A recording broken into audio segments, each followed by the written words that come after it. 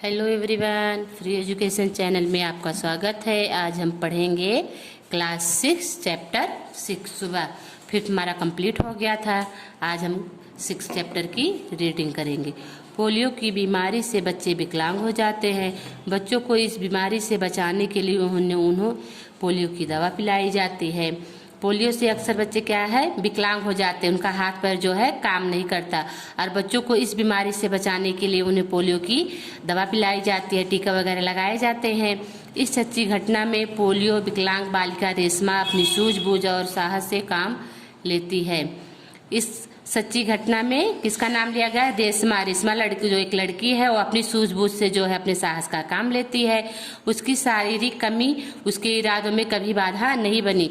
उसकी जो शारीरिक कमजोरी थी वो इसके इरादों में जो है कभी रुकावट नहीं बनी। बाधा मतलब रुकावट नहीं बनी।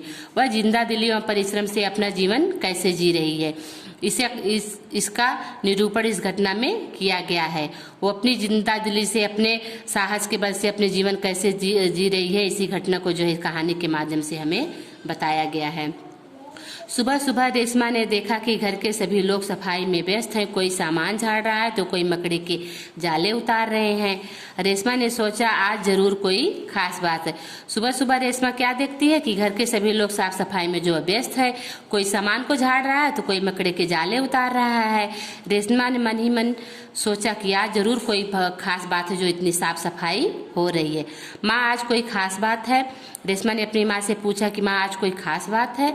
सब इतनी सुबह उठकर घर की सफाई में जुटे हैं, जो सभी लोग इतनी सुबह उठकर घर की साफ सफाई में जुटे हुए हैं। रेशमा ने उत्सुकता से पूछा। हाँ बिटिया रानी, त्योहार के दिन है।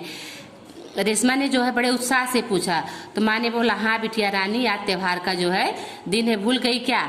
पहले से ही साफ सफाई हो जाए तो अच्छी तरह त्योहार का आनंद ले पाएंगे। उसकी माँ ने बोला कि पहले से अगर हम साफ सफाई कर लेंगे तो त्योहार जो है अच्छी तरह से मना पाएंगे।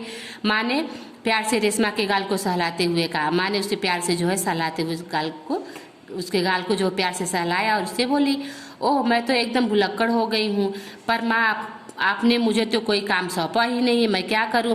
उसकी माँ ने कहा, ओह। रेशमा ने बोला, ओह मैं तो भुलक्कड़ हो गई हूँ। उसकी माँ फिर माँ से बोलती है, माँ ने आपने मुझे तो कोई काम सौंपा ही नहीं, बताओ मैं क्या करूं? अच्छा चलो पहले नहा धोकर तैयार हो जाओ, फिर बताऊंगी, बहुत से काम है। माँ ने रेशमा को बोला कि चलो पहले तो नहा धो के तैयार हो जाओ, फिर मैं तुम्हें तुम्हारा काम जो है मैं बताऊंगी। मैं भी आपकी मदद करना चाहती हूँ। फिर रेशमा अपनी माँ से बोलती है कि मैं भी आपकी मदद करना चाहती हूँ। रेशमा ने रुआसी स्वर में कहा। रेशमा ने रोने वाले स्वर में उसने कहा, मदद तो मैं जरूर कर लूंगी, मैंने तुम्हारे लिए कई काम सोच रखे हैं। वो बोला, मदद तो मैं कर लूंगी। उसकी माँ ने बोला, हाँ मैं तुम्हारे लिए कई काम सोच रखा है, नहा धोकर नाश्ता कर लो फिर बताऊंगी। माँ ने बोला कि पहले नहा धोकर नाश्ता कर लो, फिर मैं तुम्हें काम बताती हूँ करने के लिए। कहते कहते माँ ने रेशमा को उसकी पहिए वाली कुर्सी पर बैठा दिया। ये कहते हुए माँ ने उसकी जो है रेशमा को उसकी पहिए वाली कुर्सी पर बैठा दिया। रेशमा ने अपनी पहिए वाली कुर्सी को धीरे धीरे धकेला और अपने दैनिक कार्यों में लग गई। रेशमा ने जो अपनी पहिए वाली कुर्सी को धकेला, फिर अपने रोज के कार्य में जो प्रतिदिन वो कार्य करती उस कार्य में वो जो है लग गई। रेशमा जब 5 साल की थी तभी से उसके दोनों पैर काम नहीं करते थे। रेशमा जब छोटी ही थी, छोटी कितनी 5 साल की ही, तो उसके पैर दोनों काम नहीं कर रहे थे। कारण उसे बहुत तेज बुखार हुआ और घुटनों से नीचे दोनों पाँव एकदम बेजान हो गए। कारण था कि उसे बचपन में ही बहुत तेज बुखार हुआ और उसके दोनों पैर जो बेजान हो गए, बिल्कुल काम ही नहीं कर रहे थे। बहुत इलाज करवाया पर रेशमा के पाँव में जान नहीं आई। उसके माँ बाप ने उसका बहुत इलाज करवाया पर उसके पैरों में जो है जान नहीं आई। उसे पोलियो हो गया था। उसे जो है पोलियो हो गया था। रेशमा बहुत हिम्मत वाली लड़की थी। पोलियो हो गया था लेकिन वह बहुत हिम्मत वाली लड़की थी। शुरू में उसे जरूर दूसरों की सहायता लेनी पड़ी। शुरू में क्या हुआ, उसे दूसरों की सहायता लेनी पड़ती, पर जब अब 11 साल की उम्र में वो अपने सारे काम स्वयं करती थी। लेकिन जब वह 11 साल की हो गई तो अपना काम पूरा काम जो है स्वयं कर लेती थी। वह अपने परिवार पर अपने काम के लिए निर्भर नहीं रहना चाहती थी। वह उसका जो काम था कि उसका कोई काम दूसरा करे, वह अपने परिवार के लिए मतलब उस पर निर्भर नहीं रहना। परिवार के सभी सदस्य, पिताजी, छोटा भाई गोलू, दादी जी, दादाजी सभी उसे बहुत प्यार करते थे। वह सबकी आंखों का बता रहा है जो सबकी आंखों। माँ ने रसोई घर में सारे बर्तन डिब्बे बोतलें नीचे उतार कर साफ कर दिए थे। माँ ने जो रेशमा की माँ ने जो है रसोई घर के सारे बर्तन डिब्बे बोतलें उतार कर साफ करके रख दिए। उन्होंने रेशमा को आवाज दी। फिर उसकी माँ रेशमा की माँ ने रेशमा को जो है आवाज दिया, रेशु अगर तुमने नाश्ता कर लिया हो तो काम में मेरा हाथ बटाओ। बोलती है रेशु अगर तुमने नाश्ता कर लिया हो बेटा तो मेरे काम में मेरा हाथ बटाओ।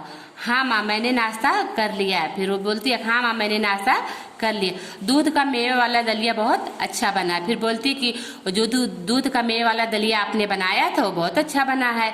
माँ मैं हाथ धोकर अभी आती हूँ। फिर बोलती है कि माँ मैं हाथ धोकर अभी आती हूँ।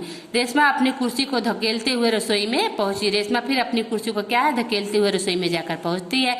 रेशमा माँ को बर्तन डिब्बों पर लेबल लगा लगा कर पकड़ाती गई और माँ उन्हें व्यवस्थित ढंग से सजाती गई। रसोई घर फिर से चमकने लगा। रेशमा ने क्या किया, डिब्बों में जो है बोतल पे लेबल लगाती गई और उसकी माँ ने जो है उठा के फिर उसको अच्छे ढंग से व्यवस्थित मतलब ढंग से सजाती गई। रसोई घर फिर से जो अच्छे से चमकने लगा, साफ सुथरा हो गया। पिताजी दफ्तर चले गए। माँ को लड्डू बनाने के लिए कुछ जरूरी सामान चाहिए था। पिताजी दफ्तर चले गए थे लेकिन माँ को जो है लड्डू बनाने के लिए उनको जरूरी सामान चाहिए था। गोलू तो बहुत छोटा था। गोलू कौन था? गोलू रेशमा का छोटा भाई था। वो तो बहुत छोटा था। दादाजी बहुत बुजुर्ग थे। उसके दादी दादा बहुत जो बूढ़े थे। अब सामान कौन लाए? रेशमा की माँ जो है परेशान थी। रेशमा ने कहा सामान मैं ले आऊंगी। फिर रेशमा ने कहा सामान मैं लेके आती हूँ, बस आप मुझे सामान की लिस्ट और एक थैला दे दीजिए। फिर रेशमा बोलती है कि आप मुझे सामान की लिस्ट बना दीजिए और एक थैला दे दीजिए, मैं सामान लेके आऊंगी। तुम ले आओगी अकेली? माँ ने बोला कि तुम अकेले लेके चली आओगी। माँ ने पूछा। हाँ माँ एक बार पहले भी तो ले आई थी। फिर बोली कि हाँ मैं लेके चली हूँ, एक बार पहले भी तो मैं सामान लेके आई थी। रेशमा की आवाज में दृढ़ता थी। तो ठीक है तुम ही ले आओ लेकिन ध्यान से जाना। फिर माँ बोलती है कि ठीक है तुम ही सामान लेके आओ पर ध्यान से जाना। सारा सामान नुक्कड़ वाली दुकान से ही मिल जाएगा।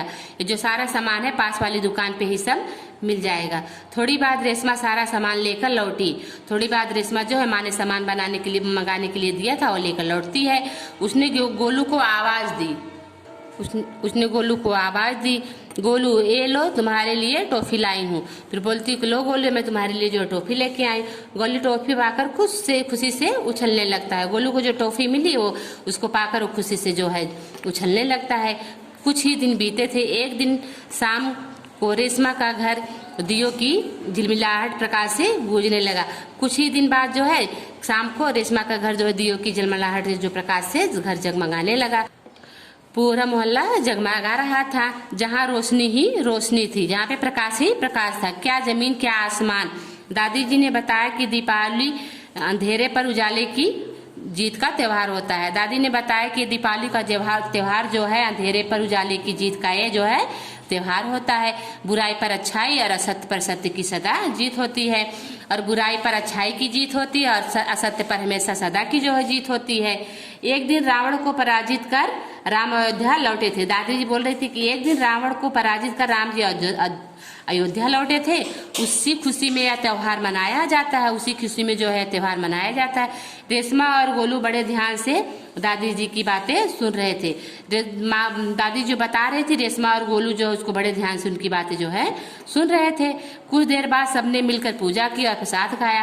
कुछ देर के बाद सबने मिलकर एक साथ पूजा की और फिर प्रसाद खाया। गोलू अपने दोस्तों के साथ पटाखे छुड़ाने में मगन हो गया। गोलू जो है अपने दोस्तों के साथ पटाखे छोड़ने में जो है एकदम बिजी हो गया। रेशमा अपने दादा दादी के साथ फुलझड़ियाँ जला रही थी। इतने में रेशमा ने क्या देखा कि गोलू ने जिस पटाखे को बुझा हुआ समझकर छोड़ दिया था उसमें से चिंगारियां निकल रही थी। इतने में रेशमा क्या देखती है कि उसका भाई गोलू जो है जिस पटाखों को उसने समझ लिया था कि ये बुझ गया है, उसको बुझा हुआ छोड़ दिया था, उसमें से जो चिंगारियां निकल रही थी। गोलू की पीठ पटाखे के तरफ थी और गोलू जो इसके पटाखे के पीछे जो पीठ करके खड़ा हुआ था। रेशमा चिल्लाई, गोलू गोलू बचो तुम्हारे पीछे पटाखा है। वो जोर से चिल्ला रही कि गोलू गोलू बचो तुम्हारे पीछे जो है पटाखा है। पटाखों के शोर में रेशमा की आवाज दब गई, पर पटाखों की आवाज इतनी तेज थी कि रेशमा की आवाज किसी को सुनाई नहीं दी। बाकी लोग कुछ समझ पाते। सबसे पहले रेशमा जल्दी जल्दी कुर्सी को धकेलती हुई गोलू के पास पहुंची। उसकी बात कोई समझ पाता, इतने में जल्दी जल्दी में रेशमा क्या करती है, कुर्सी को धकेलते हुए वो गोलू के पास पहुंच जाती है। उसने गोलू को जोर से धक्का दिया, उसने जो गोलू को जोर से धक्का दिया और खुद आगे निकल गई। अपनी कुर्सी की गति के कारण धड़ाम जोर का धमाका हुआ। अपनी कुर्सी की गति उसकी तेज थी, उसके कारण वो गिरी और जोर से दो धड़ाम की धमाका आवाज आई। रेशमा की फुर्ती से गोलू को जलने से बचा लिया। रेशमा ने इतनी फुर्ती दिखाई कि गोलू को जो है जलने से उसने बचा लिया। गोलू को कुछ समझ में न आया कि उसे धक्का किसने दिया और क्यों, और गोलू को कुछ समझ में नहीं आ रहा था। समझ में क्यों नहीं आ रहा था, क्योंकि उसको पीछे से मुंह जो है पीछे करके खड़ा हुआ था, इसलिए उसको कुछ समझ में नहीं कि उसने धक्का दिया पर क्यों दिया। धमाके की आवाज सुनकर माँ पिताजी बाहर दौड़े। जब धमाका हुआ तो उसकी आवाज सुनकर उसके माँ और पिताजी जो दोनों बाहर निकलते हैं। चले आते, कुर्सी रेशमा के ऊपर थी और रेशमा नीचे। जब रेशमा गिरी तो कुर्सी जो है रेशमा के ऊपर हो गई थी और रेशमा नीचे गिरी पड़ी थी। पिताजी ने कुर्सी सीधी की और रेशमा को उस पर बैठा दिया। फिर पिताजी ने कुर्सी जो है सीधा किया और रेशमा को उस पर जो है बैठा दिया। माँ भयभीत हो गई। माँ जो एकदम डर गई, बोली कहीं चोट तो नहीं लगी रेशु। माँ बोली कि कहीं चोट तो नहीं लगी रेशु। रेशमा ने उन्हें सारी बात बताई। फिर रेशमा जो है सारी बात बताती है। सबने रेशमा की पीठ थपथपाई। सबने बड़े प्यार से जो रेशमा की पीठ को थपथपाया। गोलू रेशमा के पास आकर नाटकीय ढंग से बोला। गोलू जो है रेशमा को चिढ़ाते हुए नाटकीय ढंग से बोला, दीदी आज तो आपने मेरी जान बचा ली। बोला, दीदी आज तो आपने मेरी जो है जान बचा ली। आपका यह धमाकेदार धक्का मुझे हमेशा याद रहेगा। ये आपने जो मुझे धमाकेदार धक्का दिया है मुझे हमेशा के लिए याद रहेगा। सभी लोग जो है खिलखिला के हंस पड़े। सभी लोग जो है खिलखिला के मतलब जोर से हंस पड़े। रेशमा की शारीरिक कमी उसके इरादों में कभी बाधा नहीं बनी। उसकी जो शारीरिक कमजोरी थी उसके इरादों में जो है कभी रुकावट नहीं हुई। वह आज भी उतनी ही जिंदा दिली और परिश्रम से अपना जीवन जी रही है। वो आज भी अपनी जिंदा दिली से और अपने परिश्रम के कारण अपना जीवन जो है अच्छे से जी रही है। उसकी हर सुबह नई सुबह होती है। उसकी हर सुबह क्या होती है, नई सुबह, नया सवेरा होता है। वह हर सुबह अपने काम में नए इरादे से जुट जाती है। हर सुबह वह अपने काम में जो है नए उत्साह से नए इरादे के साथ जुट जाती है। अभी हमारा चैप्टर यहाँ पे जो है कंप्लीट होता है। रीडिंग कर ली है, आई थिंक सभी बच्चों को समझ में आ गया होगा। अब इसका क्वेश्चन आंसर जो है हम आगे की वीडियो में देंगे। Okay, bye.